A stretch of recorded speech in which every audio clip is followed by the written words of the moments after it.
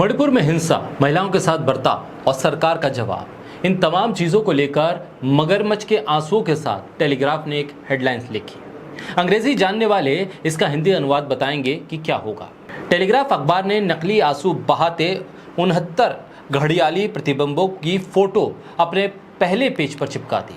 Media का डर क्या खत्म होने लगा है? जिस तरह से टेलीग्राफ अखबार लिखता है, शायद ही दुनिया का कोई अखबार ऐसी शानदार हेडलाइन देता होगा।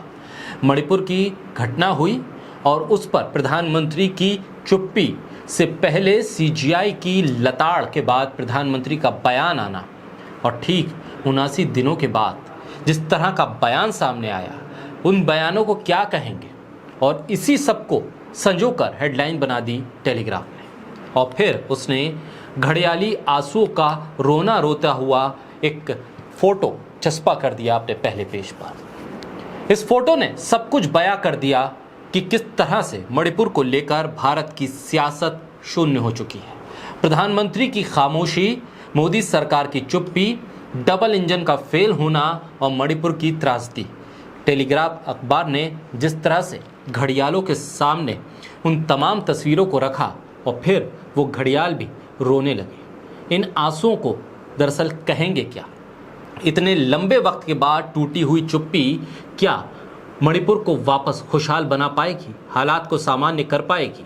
और सबसे बड़ा सवाल यह है कि जो टेलीग्राफ ने कर दिखाया एक फोटो के जरिए, क्या बोलता हुआ मीडिया, वो गोदी मीडिया जिसके पास सैटेलाइट टीवी चैनल का लाइसेंस है, क्या वो कभी इतनी हिम्मत कर पाएगा?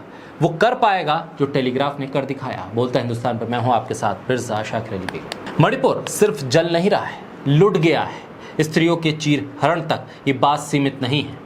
उन्हें तो सिर्फ निवस्त्र किया गया, बलात्कार किया गया, लेकिन पूरी की पूरी सियासत मणिपुर की अब निवस्त्र हो चुकी है। मणिपुर का डबल इंजन पूरी तरह से धराशायी हो गया है।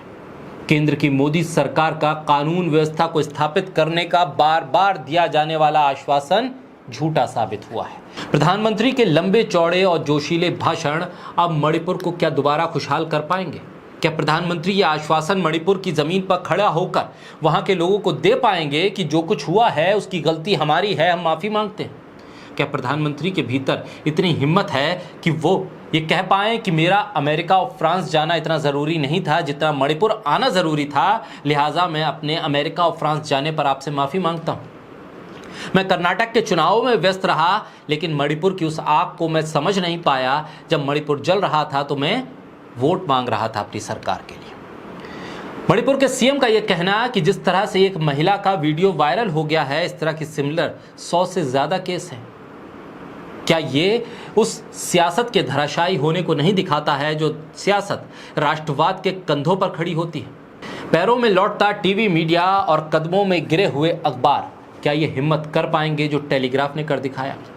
कहा जाता है और साफ भी है कि पत्रकारिता अगर आज गुलाम ना होती तो भारत की ये त्रासदी ऐसी ना होती, मणिपुर यूं जल ना रहा होता। तमाशा चल रहा है क्या देश में? ना कानून है, ना कोई सरकार नाम की संस्था है, सब कुछ खत्म हो गया है। ना प्रधानमंत्री बोलने को तैयार है सीधे सीधे मणिपुर पर, ना मणिपुर पर गृह मंत्री सीधे सीधे ये कुछ कह पा रहे हैं कि स्थिति कब सामान्य होगी। सब मुंह पर टेप लगाकर बैठे हैं, आंखों पर पट्टी बांध कर बैठे हैं। 2 महीने से मणिपुर जल रहा है, लोग मर रहे हैं, आग लगी हुई, लेकिन पीएम मोदी को कर्नाटक पे चुनावी भाषण देना है, अमेरिका की सैर करनी है, फ्रांस जाना है, बस मणिपुर नहीं जाना है। मणिपुर के खिलाड़ी अपील कर रहे हैं कि बचा लो मणिपुर को, लेकिन मजाल है कि प्रधानमंत्री मोदी टस से मस हो जाएं। वो तो सीजीआई का भला हो तो उन्होंने सख्त वक्तव्य दे दिया, वरना प्रधानमंत्री 8 सेकंड भी मणिपुर को ना देते। भोपाल में चुनाव जीतने का मंत्र तो प्रधानमंत्री अपने कार्यकर्ताओं के कान में फूंकने के लिए चले गए, लेकिन मणिपुर की उड़ान नहीं भरी। राहुल गांधी मणिपुर चले गए तो बुरा लग गया। आखिर मोदी सरकार का इकबाल इतना कमजोर कैसे हो गया? मणिपुर से 2 महिलाओं के वीडियो सामने ना आते तो शायद गोदी मीडिया मोदी सरकार की भी आंखें न खुलती। और अब गोदी मीडिया उस वीडियो को भी डिफेंड करने में लग गया है। बता रहा है कि राजस्थान में ऐसा हुआ है, बंगाल में ऐसा हुआ है, छत्तीसगढ़ में ऐसा होने लगा, तो मणिपुर में हो गया तो कौन सी बड़ी बात हो गई? हालात इस हद तक खराब हैं कि सीजीआई को सख्त संदेश देना पड़ा। पूरी तरह से मणिपुर में डबल इंजन फेल है। गोदी मीडिया की देन है कि देश के भीतर सवाल करना भी अब जुर्म हो गया है। राज्य में न कानून है, न शासन है, न सरकार का इकबाल है। प्रधानमंत्री को मणिपुर की नहीं, अमेरिका फ्रांस की फिक्र है, 2024 के चुनाव की फिक्र है, लेकिन मणिपुर पर बात न करके शायद प्रधानमंत्री को यह लग रहा होगा कि सब कुछ छुप जाएगा, सब कुछ सामान्य हो जाएगा। क्या ढील दी जा रही है इन सब? गोदी मीडिया पूरा जोर लगाए हुए है कि मणिपुर को किसी भी तरह से कोई सांप्रदायिक एंगल दे दिया जाए, जातीय द्वंद्व को दो धर्मों के बीच की लड़ाई बता दिया जाए और फिर मामला अपने आप शांत हो जाएगा। फिक्र गोदी मीडिया को, ब्रांड मोदी को फोकस करने की है।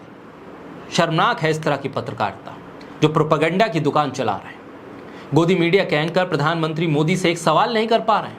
प्रधानमंत्री मीडिया के सामने आते हैं, अपना एक स्टेटमेंट देते हैं 8-9 मिनट का और चले जाते हैं, कोई सवाल नहीं होता। सूखी सड़क के बराबर वाले नाले में उतरकर बाढ़ बाढ़ करने वाले क्या मणिपुर की आग में उतरकर अब रिपोर्टिंग करेंगे, बताएंगे कि मणिपुर के हालात क्या हैं?